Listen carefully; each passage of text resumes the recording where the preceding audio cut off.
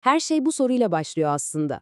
Bu soru sadece bir imparatorluğun çöküşünü değil, aynı zamanda onun kaderini avucunda tutan bir adamın, Enver Paşa'nın hikayesini de tam kalbinden yakalıyor. Bu sözler kime ait biliyor musunuz? İsmet İnönü'ye, yani sonradan Türkiye Cumhuriyeti'nin en önemli isimlerinden biri olacak, hatta Enver Paşa'nın siyasi rakibi olacak birine. İşte bu çelişki Enver Paşa'yı anlamanın belki de anahtarı. Bir yanda düşmanlarının bile takdir ettiği o korku bilmez kahramanlık, diğer yanda ise o cüretkar hayalleriyle koskoca bir imparatorluğu ateşe sürükleyen adam. Şöyle bir gözünüzde canlandırın. Yıkılmak üzere olan yaşlı bir imparatorluk. Kapıda bekleyen, bütün dünyayı yutacak bir savaş ve tam ortada o imparatorluğu uçurumdan aşağı itmeye hazır bir adam. İşte her şey bu büyük kumarla başladı. Şimdi işin en inanılmaz tarafı da bu zaten. Düşünün, bir imparatorluğu savaşa sokuyorsunuz, böyle devasa bir kararın, değil mi? Meclislerde tartışılması, uzun uzun düşünülmesi gerekir. Ama hayır, bu bir devlet politikası falan değil. Tamamen Enver Paşa ve etrafındaki çok küçük, gizli bir grubun tasarladığı adeta bir hayal oyunu. Ve o kumarın ilk zarı atılıyor. Tarih 2 Ağustos 1914. Almanya ile gizli bir ittifak anlaşması imzalanıyor. Bakın, Avrupa'da savaş daha yeni başlamış, sadece bir gün olmuş. Ve Osmanlı İmparatorluğu'nun kaderi kimsenin ruhu duymadan Almanya'ya bağlanıyor. En şok edici kısmı ne biliyor musunuz? Padişahın haberi yok. Kabinenin büyük bir kısmının haberi yok. Birkaç kişi bir odaya kapanmış, milyonlarca insanın geleceği hakkında karar vermiş. Peki bu kumar ne kadar büyüktü? Şu rakamlara bir bakalım çünkü durum gerçekten akıl almaz. Bir tarafta 154 milyonluk Avrupa nüfusu, diğer tarafta 263 milyon. Ama asıl fark burada değil. Bakın sömürge nüfuslarına. 13,5 milyona karşı neredeyse yarım milyar insan. Aradaki uçurumu görüyor musunuz? İşte Osmanlı tam olarak böyle bir güçler okyanusuna balıklama dalıyordu. İşte bu büyük hayaller çok geçmeden Kafkasya'nın buz gibi gerçekliğine çarpacaktı. Evet, sırada Sarıkamış faciası var. Enver Paşa'nın kafasındaki plan tam da onun karakterine uygun. Cüretkar, göz kamaştırıcı.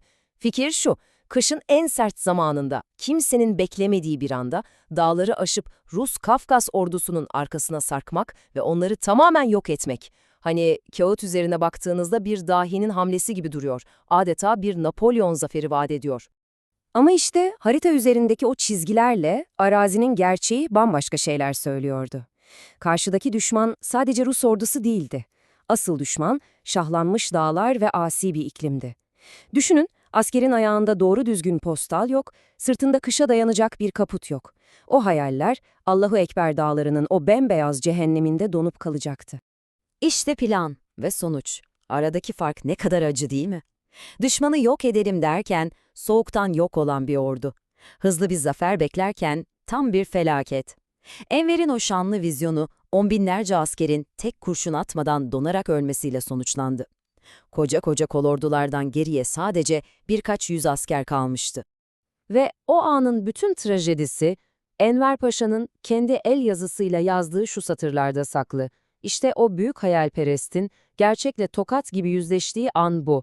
Felaketin tam ortasında bir defterin kenarına vasiyetini yazıyor. Ordunun mahvolduğunu, her şeyin bittiğini kendi ağzıyla itiraf ediyor. Bu kelimenin tam anlamıyla çaresizliğin ve yenilginin resmi. Ama hikaye sadece Sarıkamış gibi felaketlerden ibaret değil. Şimdi madalyonun diğer yüzüne. O inanılmaz direnişin ve zaferin yaşandığı ana, Çanakkale'ye gidelim. Bu gerçekten de tarihin en şaşırtıcı geri dönüşlerinden biri. Düşünsenize, daha 2 yıl önce Balkan Savaşları'nda o utanç verici yenilgiyi yaşamışsınız. Külleri hala sıcak. Ama o dağılmış, morali yerle bir olmuş ordu gitmiş, yerine dünyanın en güçlü donanmasına kafa tutan çelik gibi bir irade gelmiş. Ordu aynı ordu, asker aynı asker. Ama bu kez vatan toprağı savunuluyor ve işte bu her şeyi değiştirdi. Peki bu mucizenin sırrı neydi? Belki de cevap, en yakın müttefikleri olan Almanların yaptığı şu tespitte gizli. Komuta kademesinde yapılan hatalara rağmen, siperdeki o isimsiz askerin, o Mehmetçiğin o inanılmaz inadı, o metaneti, işte Çanakkale'yi geçilmez kılan tam da buydu. Fakat bu zaferin çok ağır bir bedeli oldu. Bakın, Çanakkale'de savaşmış, tecrübe kazanmış en iyi birliklerimiz imparatorluğun diğer cephelerini güçlendirmek yerine ta Galicia'ya, Makedonya'ya, yani bize hiçbir faydası olmayan cephelere gönderildi. Müttefiklerimize yardım için. Ve işte bu karar asıl savunulması gereken ana vatan cephelerini zayıf düşürdü ve çöküşü hızlandırdı. İşte bu kan kaybıyla beraber kaçınılmaz sona doğru hızla yuvarlanmaya başladık. Artık domino taşları gibi cepheler birbiri ardına düşüyor, koskoca imparatorluk göz göre göre çöküyordu. Bakın takvime, 1917. Rusya'da devrim oluyor. Doğuda bir an rahatlıyoruz ama aynı anda güneyde Bağdat düşüyor. 1918'e geldiğimizde Suriye cephesi tamamen çöküyor, ordular dağılıyor. Ve 30 Ekim'de o acı belge imzalanıyor. Mondros Mütarekesi. Savaş bitiyor, imparatorluk bitiyor. Sadece 3 gün sonra 2 Kasım gecesi bir Alman denizaltısı Enver Paşa ve lider kadrosunu gizlice İstanbul'dan alıp karanlık bir geleceğe, sürgüne götürüyor. İşte bu fotoğraf her şeyi anlatıyor aslında. Bir devrin sonu. Sadrazam Talat Paşa ve Enver Paşa. Yüzlerindeki o ifadeye bakın. 4 yıl süren bir savaşın, yıkılan bir imparatorluğun ve artık kaçınılmaz olan sonun bütün yükü omuzlarında. Ama Enver Paşa için hikaye burada bitmiyor. Aksine hayatının belki de en maceralı, en trajik perdesi şimdi başlıyor. Artık o bir başkumandan vekili değil, son bir hayalin peşinde koşan yalnız bir adam. Öyle ki en yakın dava arkadaşlarını bile arkasında bırakıyor. Kimseye haber vermeden hareket halindeki bir trenden atlayıp gecenin karanlığında Rusya'daki o devrim kaosunun içine dalıyor. Artık o, kendi kaderini kendi çizmeye çalışan tam anlamıyla bir yalnız adam. Peki, bu yalnız adamın aklında ne vardı? Son bir büyük hayal, Turan. Planı şu, Orta Asya'ya geçmek, oradaki bütün Türk halklarını Bolşeviklere karşı birleştirmek ve o küllerden yepyeni bir Türk imparatorluğu yaratmak. Bu, onun oynayacağı son, en büyük ve belki de en çaresiz kumar olacaktı. Ama tıpkı Sarıkamış'ta olduğu gibi bu büyük hayalde bölgenin sert gerçeklerine tosladı. Çünkü Orta Asya'daki Türkler için o bir kurtarıcı değildi.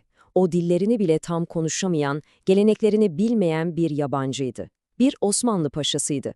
O insanların kendi liderleri vardı, kendi mücadeleleri vardı ve Enver'in o büyük Turan hayali onların gerçekleriyle pek de uyuşmuyordu. Düşüşünün ne kadar trajik olduğunu kendi günlüğüne yazdığı şu satırlardan daha iyi hiçbir şey anlatamaz.